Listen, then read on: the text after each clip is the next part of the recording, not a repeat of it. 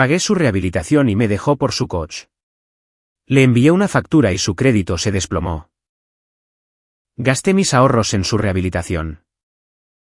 El día que se desintoxicó, me dejó por su entrenador de sobriedad, diciendo que ya no teníamos nada en común. Al irse, le envié una factura por apoyo médico. Se rió, hasta que su puntaje de crédito se desplomó y su nuevo novio la dejó. Yo, 32, hombre, acabo de ser dejado por mi novia de 4 años, y estoy aquí sentado, mirando mi cuenta bancaria con exactamente $847 restantes. Hace 4 años, tenía $68,000 ahorrados. Asimílenlo. Su nombre ya no importa. Nos conocimos cuando yo tenía 28. Ella tenía 26. Al principio, lo típico de una relación normal, cenas, películas, viajes de fin de semana. Tenía esta energía que, simplemente, atraía a todo el mundo. A los 6 meses, noté que estaba bebiendo más de lo habitual. Al año, eran pastillas. Para el segundo año, eran ambas cosas, además de cualquier otra cosa que pudiera conseguir. No voy a sentarme aquí y actuar como si fuera un héroe que se quedó por puro amor. Una parte de mí pensaba que podía arreglarla. Otra parte, simplemente, estaba demasiado metida como para irse. Pero sí la amaba. Esa parte era real. La verdadera espiral comenzó hace unos 18 meses. Perdió su trabajo.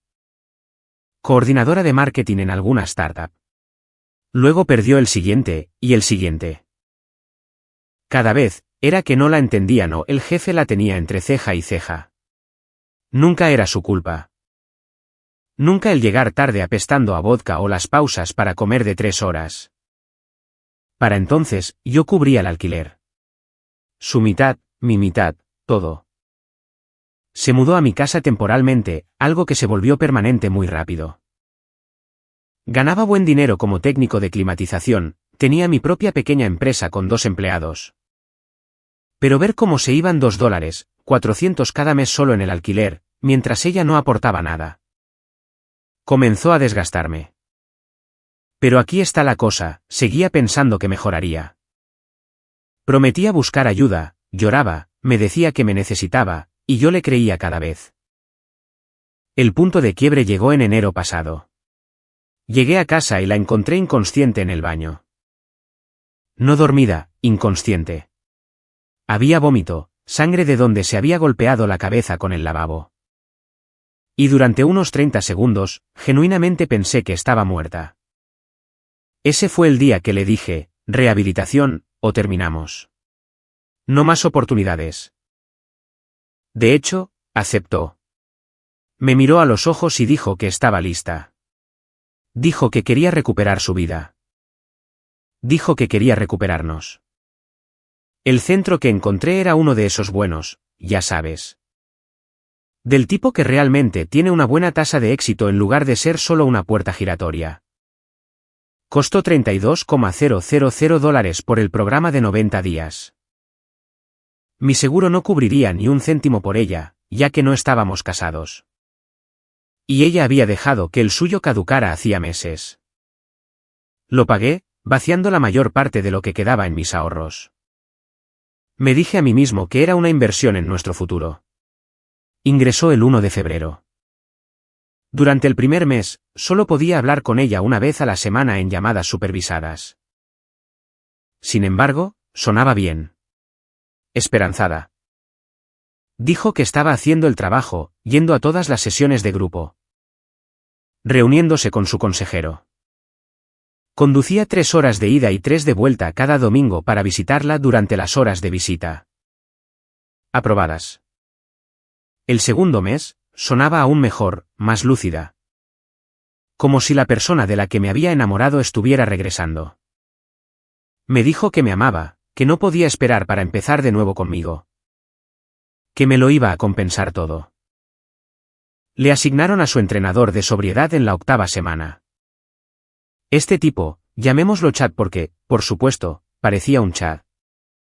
Era parte de su programa de postratamiento. Ayudaba a los clientes a volver a la vida normal, con seguimientos de responsabilidad. Todo ese asunto. Lo mencionó una o dos veces. No parecía gran cosa, ¿verdad? Completó el programa el 30 de marzo. La recogí ese día con flores y todo. La llevé a su restaurante favorito. Ese del que había estado hablando y antojándosele durante 2 meses. Parecía extraña, distante, no paraba de mirar su teléfono. Regresamos al apartamento sobre las 8:12 de la noche. Yo había limpiado todo el lugar. Comprado sábanas nuevas, tenía sidra espumosa en la nevera porque, obviamente, nada de alcohol. Pensé que íbamos a hablar de los siguientes pasos. Quizás me daría las gracias. Quizás simplemente veríamos una película y disfrutaríamos de estar juntos. En cambio, me hizo sentar y dijo, tenemos que hablar. Lo supe. ¿Sabes cómo simplemente lo sabes? He estado haciendo mucha autorreflexión ahí dentro, comenzó. Y me he dado cuenta de que ahora estamos en lugares diferentes. Estoy sobria. Estoy creciendo. Me estoy convirtiendo en quien estoy destinada a ser. ¿Y tú? Tú sigues siendo la misma persona que ¿eras? Simplemente me la quedé mirando. Necesito rodearme de gente que entienda mi viaje. Gente que esté en la misma onda. Tú nunca has luchado contra la adicción. Así que no puedes entenderlo de verdad. Pagué $32,000 para que te desintoxicaras, dije. Mi voz sonaba lejana. De hecho, tuvo el descaro de parecer molesta. Y lo aprecio.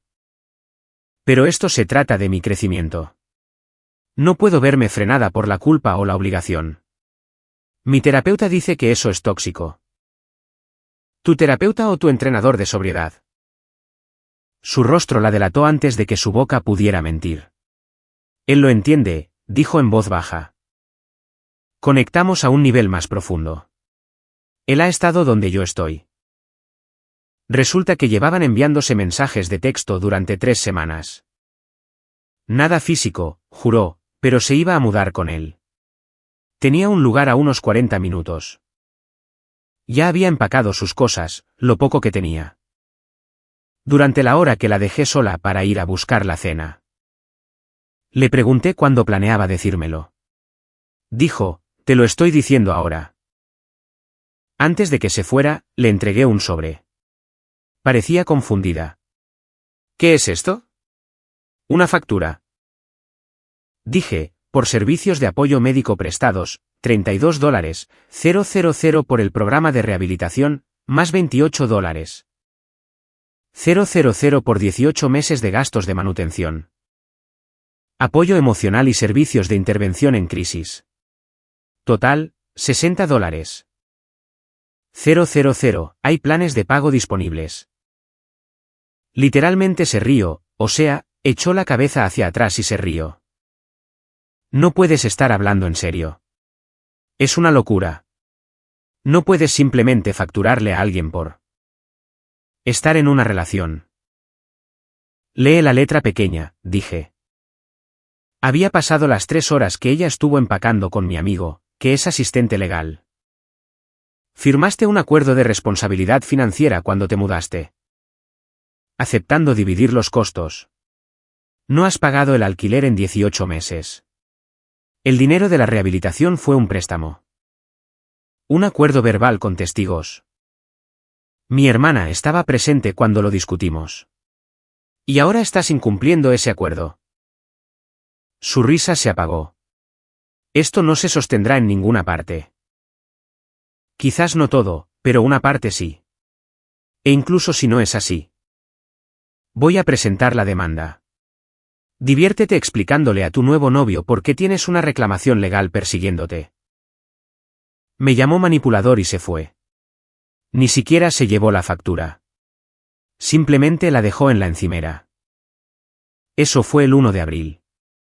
Sí, el Día de los Inocentes. El universo tiene sentido del humor. No supe nada durante una semana. Luego mi teléfono empezó a sonar. Actualización 1, 3 semanas después. Bueno, han pasado 3 semanas desde la ruptura. Y vaya que las cosas han escalado. Primero que nada, realmente seguí adelante con la presentación de la demanda. Llevé la factura, todos los recibos que había guardado, y gracias a Dios, guardo recibos de todo. Los extractos bancarios que mostraban los pagos de alquiler que había hecho solo. Y los mensajes de texto donde prometía devolverme el dinero cuando se recuperara, a un abogado. Me costó $400 una consulta y que redactara una carta de demanda formal. Mi abogado dijo que tenía una buena oportunidad de recuperar al menos el dinero del alquiler. Y quizás entre el 30 y el 40% de los costos de rehabilitación si podía probar que se discutió como un préstamo. No era perfecto, pero era mejor que nada. La carta de demanda se envió el 10 de abril. Correo certificado. Tuvo que firmar para recibirla. Ahí es cuando sus verdaderos colores salieron a la luz. El 12 de abril, mi teléfono empezó a explotar. No por ella, sino por su madre. 53 mensajes de texto en 2 horas. Los conté. La madre estaba desatada. ¿Cómo me atrevía a intentar sacar provecho de la recuperación de su hija? ¿Cómo me atrevía a ponerle precio al amor? ¿Cómo me atrevía a darle una patada cuando estaba tratando de construir una nueva vida? Yo era un narcisista, un abusador financiero. Un depredador que se aprovechó del estado vulnerable de su hija. Respondí una sola vez. Pagué para que se desintoxicara. Me dejó el día que salió por otro tipo. Estoy recuperando mis pérdidas. Eso es todo. Me envió una nota de voz de 8 minutos gritando sobre la horrible persona que yo era. Como su hija merecía algo mejor, como estaba tratando de arruinar su nuevo comienzo. La ironía de llamarme horrible mientras defendía que su hija me abandonara. Después de que yo gastara mis ahorros en ella, no pasó desapercibida. Bloqueé a la madre. Debería haberlo hecho antes. Luego mi ex empezó a escribirme. No textos de disculpa, sino amenazantes. Vas a retirar esto o te arrepentirás. Mi entrenador conoce abogados. ¿No quieres seguir por este camino? Esto es acoso y puedo conseguir una orden de alejamiento.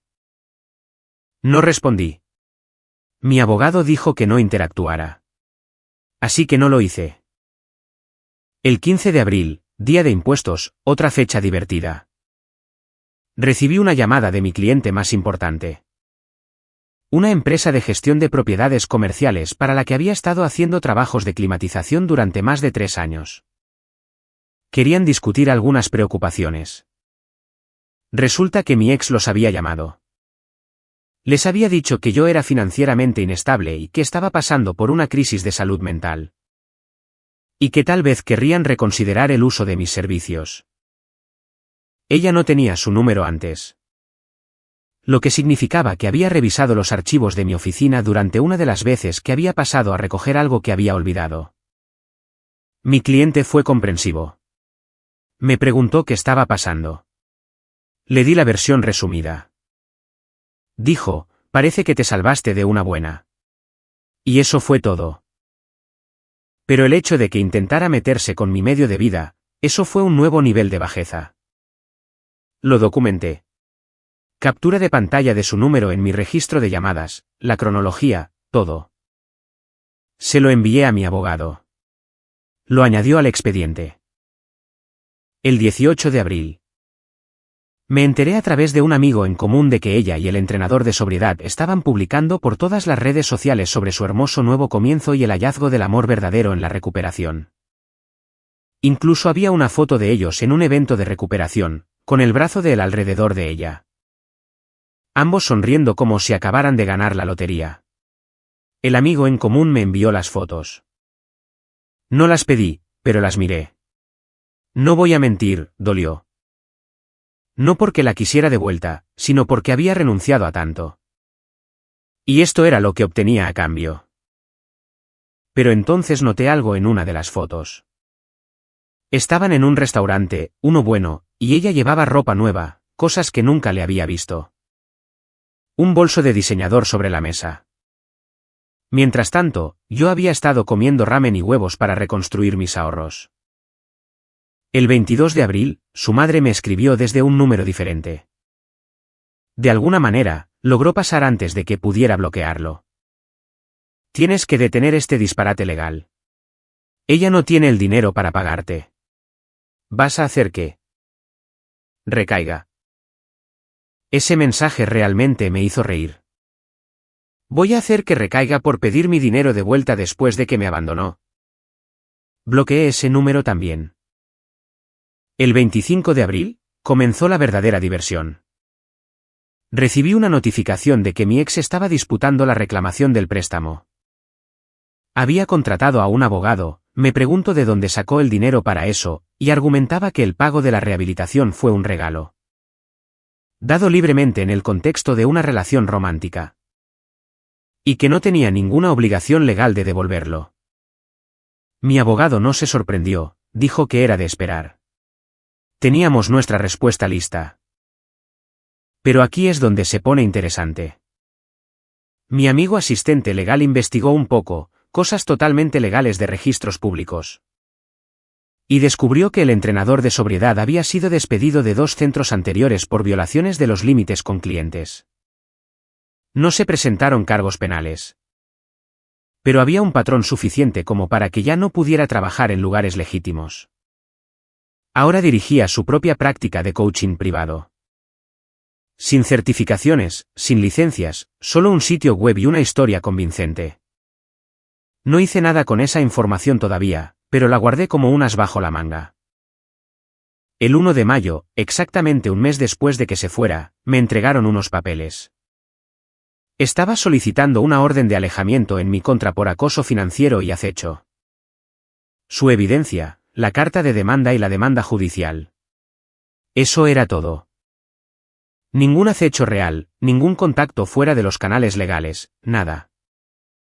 Solo yo tratando de recuperar mi dinero a través de los medios legales adecuados. Mi abogado dijo que era una táctica de intimidación y que la desestimarían.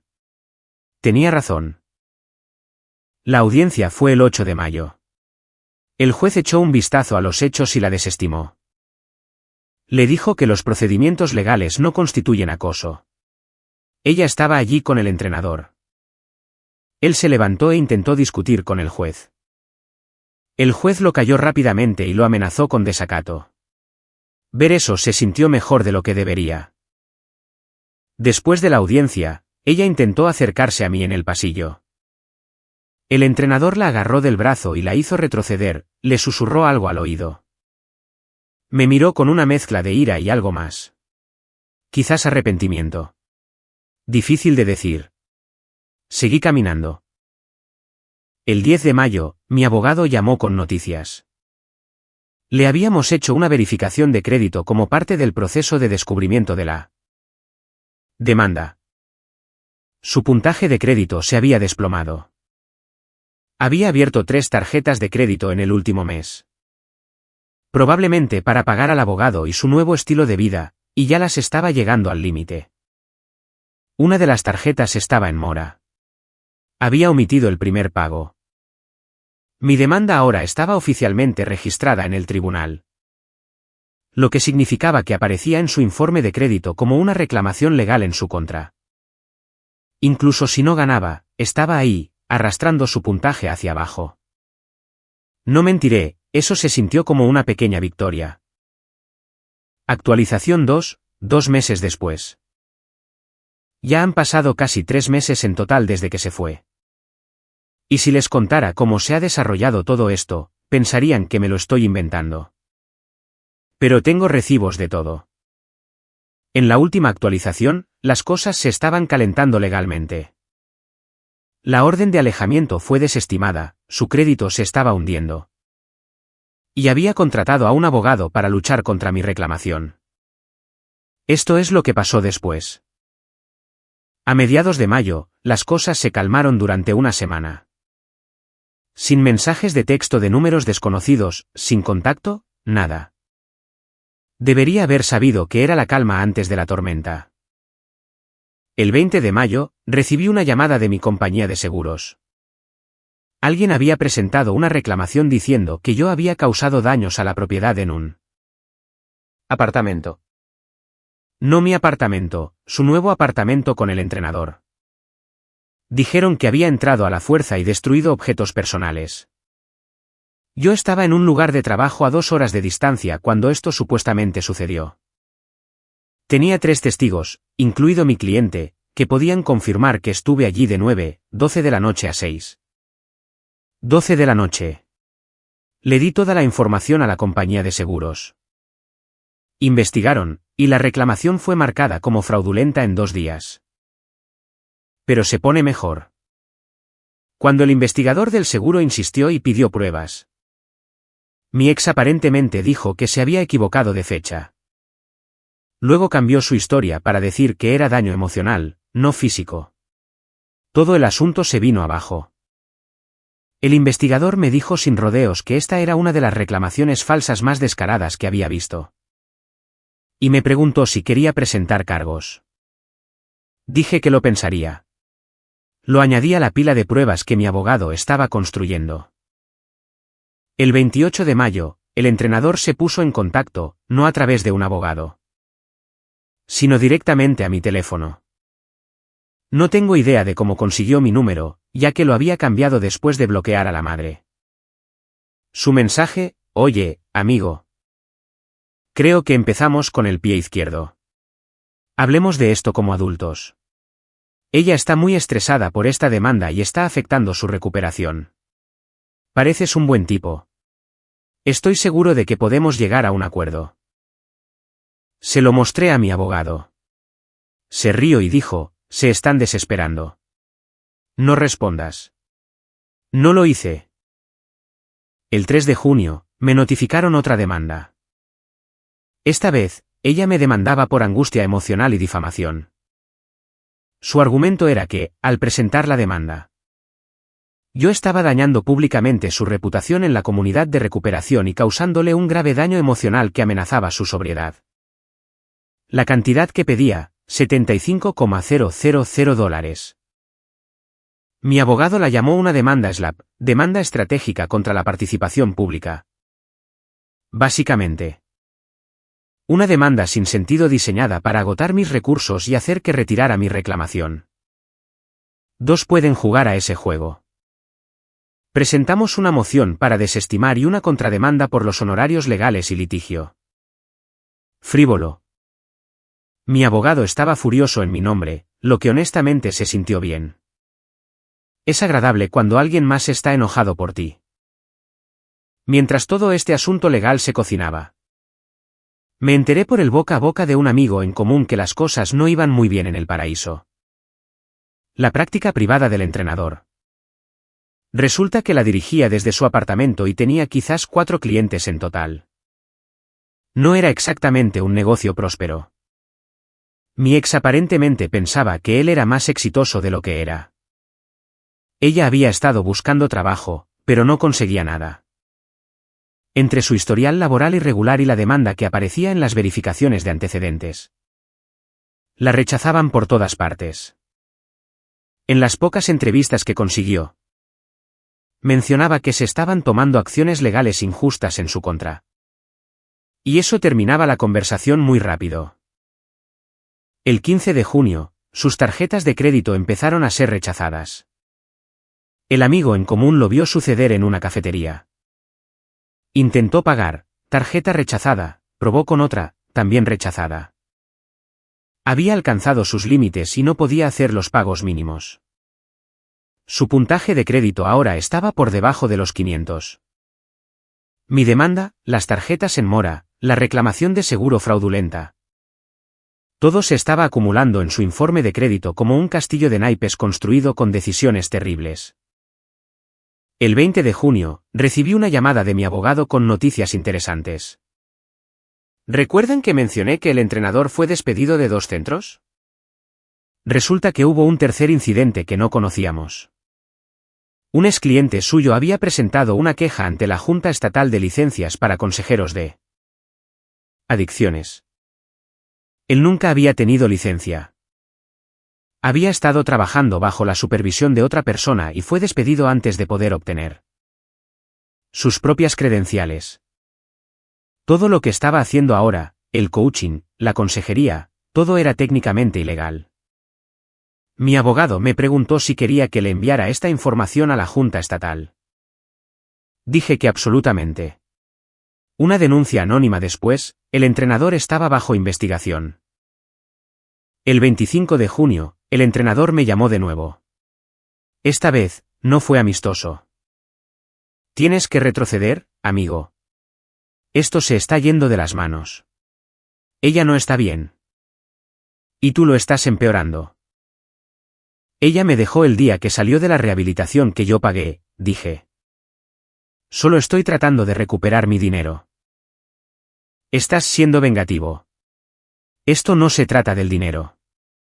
Estás tratando de castigarla. Si quisiera castigarla, haría mucho más que presentar una demanda civil. Quiero mis $60. 000 de vuelta. Eso es todo. No los tiene. Entonces no debería haberlos aceptado en primer lugar. Me colgó. El 1 de julio, su demanda SLAPP fue desestimada. El juez dijo que sus reclamaciones eran infundadas y me otorgó $8,500 en honorarios legales. Tenía 30 días para pagar. Spoiler, no pagó. El 8 de julio, las cosas empezaron a desmoronarse por su lado. El amigo en común me dijo que el entrenador y mi ex estaban peleando constantemente. El dinero escaseaba. Ella no trabajaba. Él no ganaba mucho. Y ahora tenían honorarios legales acumulándose, más la sentencia de $8,500 en su contra. La investigación de la Junta Estatal avanzaba. Le habían ordenado cesar todas las actividades de coaching hasta que concluyera la investigación. Así que, sus ingresos cayeron a básicamente cero. El 12 de julio, recibí un mensaje de texto de un número que no reconocí. Por favor, retira la demanda. Lo siento. Te lo devolveré, pero necesito tiempo. Por favor. Era su nuevo número. Se lo reenvié a mi abogado.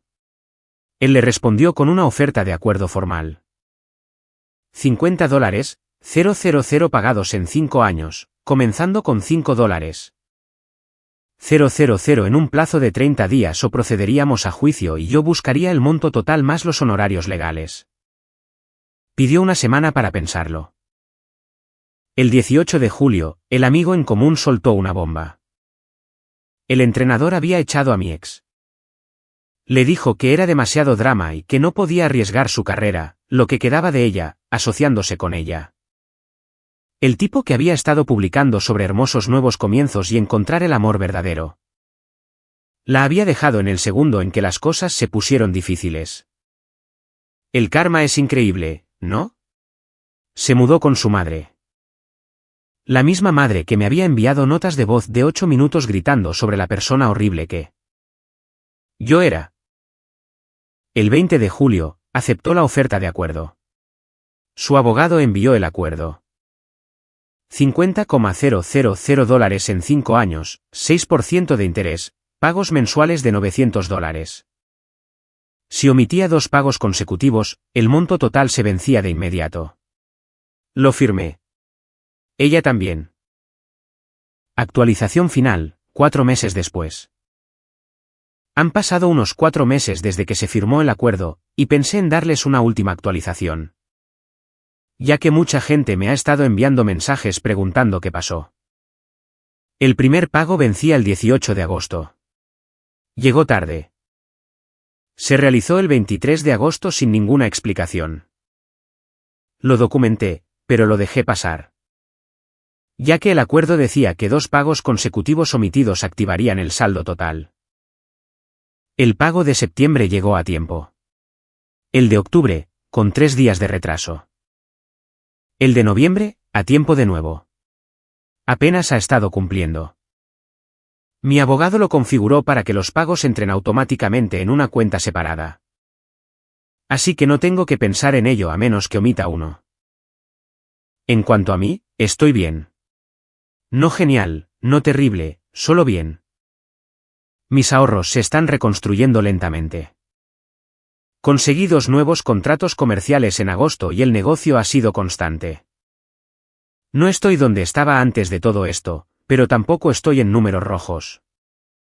Actualmente tengo unos $9,000 ahorrados. Es algo. No he salido con nadie. No porque todavía esté enganchado con ella. No lo estoy. Sino porque todo el asunto me dejó un poco insensible a la idea de las relaciones. Mi hermana sigue tratando de presentarme gente y yo sigo poniendo excusas. Quizás con el tiempo. Me enteré por el amigo en común que mi ex ahora trabaja en un centro de llamadas. No es glamoroso, pero es un ingreso. Aparentemente. La madre la echó en septiembre después de que tuvieron una gran pelea sobre los pagos del acuerdo. Así que, ahora está alquilando una habitación en casa de alguien. ¿El entrenador de sobriedad? Lo último que supe es que la Junta Estatal le revocó la capacidad para ejercer. Se mudó a otro estado. No tengo idea de si todavía está tratando de dirigir su negocio de coaching en otro lugar o sí. Finalmente se rindió. Vi a mi ex una vez en octubre. Un accidente total. Estábamos en el mismo supermercado. Ella estaba en el pasillo de los cereales. Yo iba a por leche. Hicimos contacto visual. Ella apartó la mirada primero. Yo seguí caminando. No dije nada. Ella tampoco. Una parte de mí quería sentir algo. Ira, satisfacción, algo. Pero solo me sentí cansado. Cansado de toda la situación. Cansado de que me la recordaran. La parte más difícil no ha sido el dinero, ni la traición, ni siquiera los asuntos legales. Ha sido darme cuenta de que pasé 4 años de mi vida con alguien que nunca lo iba a apreciar. Que agoté mis ahorros tratando de salvar a alguien que no quería ser salvado, al menos no por mí. Mi terapeuta, sí. Empecé a ver a uno en junio, dice que necesito dejar de pensar en ello como tiempo perdido y empezar a pensar en ello como una experiencia de aprendizaje. Lo estoy intentando. Algunos días son más fáciles que otros. ¿Me arrepiento de haber presentado la demanda? No. Necesitaba hacer algo. No podía simplemente dejar que se fuera con mi dinero y mi dignidad. Incluso si nunca veo la mayor parte de esos $50,000, al menos no me dejé pisotear. ¿Creo que aprendió algo de esto? Honestamente, probablemente no. La gente como ella no conecta sus acciones con las consecuencias. Todo lo que le pasó, el daño a su crédito, que el entrenador la dejara, la pérdida de empleos. Probablemente me culpa de todo eso. Soy el villano en su historia. He hecho las paces con eso. Alguien me preguntó en los mensajes si todavía la amo. Esa es una pregunta complicada. Amaba a quien pensé que era. Amaba a la persona que podría haber sido. Pero, ¿la persona que realmente es? No, no amo a esa persona. Ni siquiera creo que me caiga bien. No voy a sentarme aquí y pretender que salí victorioso de esto. No lo hice. Perdí dinero, tiempo y una parte de mi capacidad para confiar en la gente. Ella está haciendo los pagos, sí, pero incluso si paga cada céntimo durante los próximos 5 años. Todavía pierdo los intereses que podría haber ganado con ese dinero, más los honorarios del abogado. Más el costo emocional. Pero tampoco estoy destruido. Sigo aquí, sigo dirigiendo mi negocio, sigo pagando mis facturas. Sigo despertándome cada día y superándolo. Mi hermana me dijo la semana pasada que está orgullosa de mí por haberme defendido. Eso me llegó de otra manera. Nadie me había dicho eso durante todo este asunto. Todos me decían que lo dejara pasar o me llamaban vengativo. Escuchar a alguien decir que estaba orgulloso de mí por no ser un felpudo. Necesitaba eso. No sé cuál es la moraleja de esta historia. No salgas con adictos. No agotes tus ahorros por otra persona. No esperes gratitud de personas que ni siquiera pueden estar agradecidas consigo mismas. Todo lo anterior.